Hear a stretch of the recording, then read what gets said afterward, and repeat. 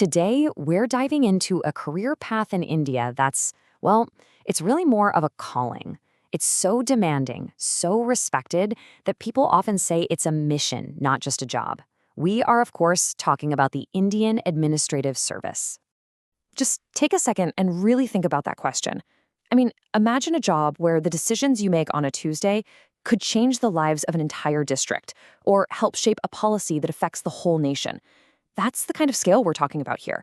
It's an incredible amount of responsibility. So, to really get a handle on this, let's start with the absolute basics. What exactly is the Indian Administrative Service, the IAS? Okay, so you can think of the IAS as the steel frame of India's government. These are the officers who make up the permanent bureaucracy. They're the ones making sure the country keeps running day in and day out, no matter which political party is in power.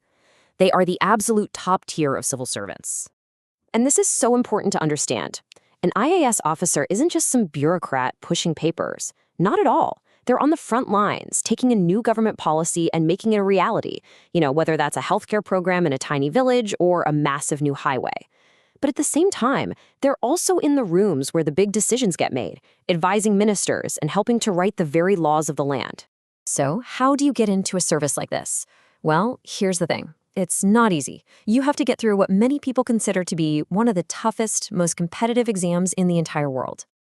Just look at that number. Less than 0.2%. Let that sink in. Out of close to 1 million people who apply every single year, only a couple hundred will make it into the IAS. The odds are just staggering. And that alone tells you how badly people want this role.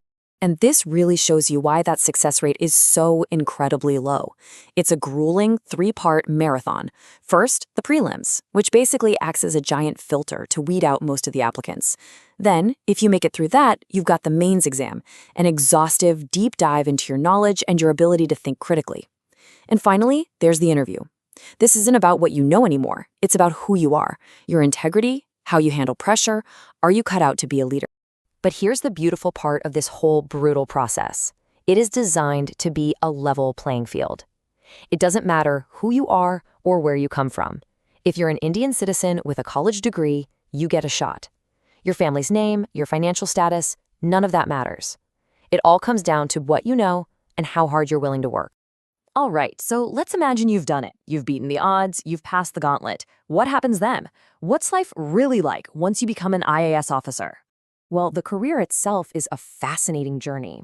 You'll likely start out at the district level, as a district collector.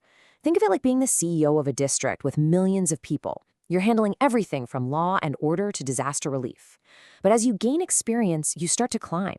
You move to the state or central government, where you're not just implementing policy anymore, you're actually helping to create it. And of course, with that kind of responsibility comes some significant rewards.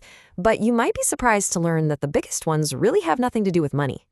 Oh, sure, the job comes with a good salary, a house, a car, all of that.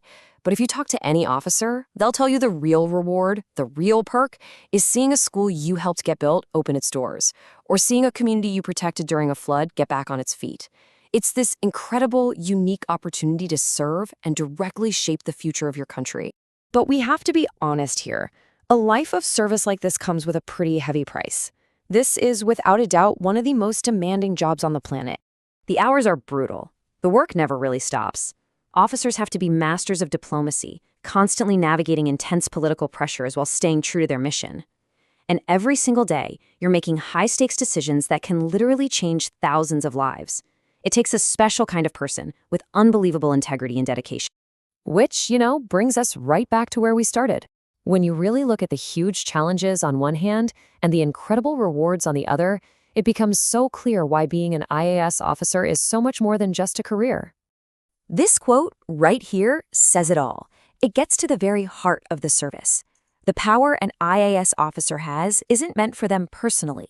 It's a trust, a tool to be used for the public good. The respect they command doesn't come from their title. It's earned through their commitment to the people they're there to serve.